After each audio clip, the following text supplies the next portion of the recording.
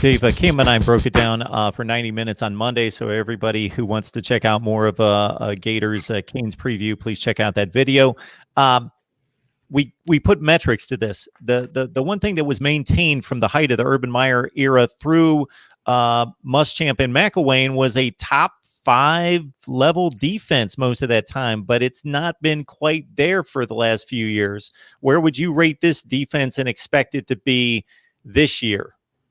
I am higher on this defense because I like the replacements of the guys that they lost. Jabbar Zuniga comes back there. They do bring, like I said, Jonathan Grenard in there. Jeremiah Moon, I like really at that rush-in position as well, filling in for Ja'Kai Polite. I like what Trey Dean brings to the table as well, filling in with Chauncey Gardner-Johnson and the versatility that he brings. He's a little lengthier than Chauncey Gardner-Johnson, but I'm not quite sure he's the playmaker yet. Chauncey Gardner-Johnson was, so it remains to be seen. And I've mentioned Amari Burney filling in for Fashawn Joseph there. A little bit of worry at that nickel spot behind Trey Dean. Burney may have to slide over a little bit with C.J. McWilliams going down and John Huggins getting dismissed. Florida's steady at safety, but I wouldn't necessarily say big-time playmakers without Brad Stewart back there.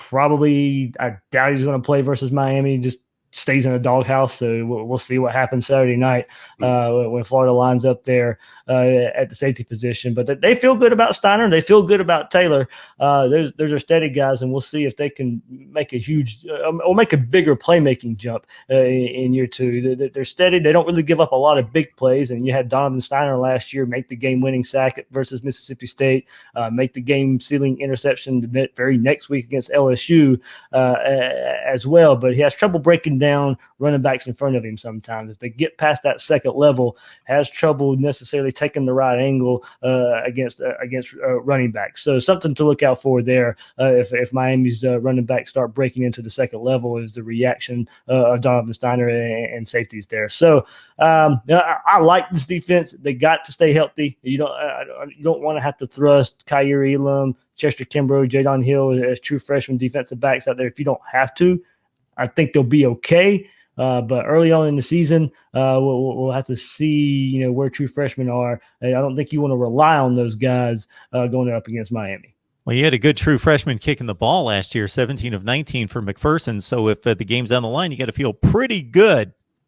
Yeah, Towson at punter as well, and McPherson there at kicker. Florida's had a long line of kickers to kind of lean back on, and it goes from Eddie Pinheiro to now McPherson there. So Evan McPherson, probably there was one against Kentucky last year that looked good in the stands, and they called it no good there, but I think he only missed 2 on the year, I believe.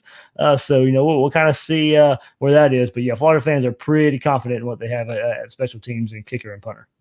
Kim, Dave mentioned the experience gap as a head coach between Diaz and Mullen. Mm-hmm. Is there going to be anything that's going to, outside of just a tremendous blunder in game management, timing, something like that, that is going to give you indication that you feel good about Manny Diaz being all the way up to speed in game 1 versus, these are the signs of a first-time head coach and what may go slightly wrong or askew during the course of a game? I mean, if any major blunder in game management happens, obviously I think that that's going to reflect on Manny Diaz, whether it's him or not, whether something happens on defense because Blake Baker, the new DC, comes in and he doesn't call the defense the same way that Manny did or would. And, somebody gets high school wide open where there's a blown coverage and there's a, touchdown like that. That's going to reflect on Manny. So I think that everything in this game is going to be a mirror, or looking into, what he's doing as head coach. Obviously, the way that the team comes out and plays is going to talk to his ability to prepare the team, running a camp that was, obviously earlier, but still the same length and things like that. All of that, everything is going to be, part of the program. So I'm interested to see how that goes for Manny Diaz in his first turn ever as a head coach, not at the, middle school, high school level, anything like this. This is his first time. And, it can be hard when you have that kind of a job, even when you have that knowledge base to do it. You still don't know what you don't know until you get into the battle. You know what I mean? Like he knows how to coach drills. He knows how to do the Oklahoma drill. He knows how to do, a footwork drill, with linebackers and everything. But on a game day, it's the same thing for a new coach as it is for a new player. So I'm interested to see how that works out and everything. And yeah, obviously just the level of preparation, and Miami has had some uneven performances over the course of the last, while, obviously, but especially if you look back against marquee games recently, you get down to Florida State each of the last 2 years early. You get down to LSU, and obviously we're not able to claw back out of that hole. You were beating Wisconsin in the Orange Bowl 2 years ago and then gave that game away.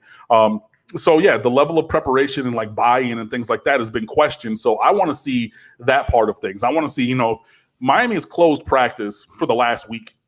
And this is after, not even saying it was going to be open like to the public like the whole time, but there's no media viewing period. There's even multiple days with no availability afterwards. We're not going to talk to you because we're focused on this game. So I want to see how that focus bears itself out, on Saturday. So everything that we see is going to be kind of a part of the story for Manny Diaz in his first turn as a head coach. And yeah, I just hope that there's no big blunder. Obviously, if you're going to make a blunder on like calling a timeout or challenging a play, do that early, not late. You know what I mean? Like make that timeout mistake in the first quarter. Don't make it in the fourth quarter. Those kind of things. That's what I'm watching for him. Hey, don't be like Willie Taggart and still have 10 guys on the field in the last game of the season. I mean, yeah, none of that. I also don't think Les Miles is going to be anywhere close to Orlando.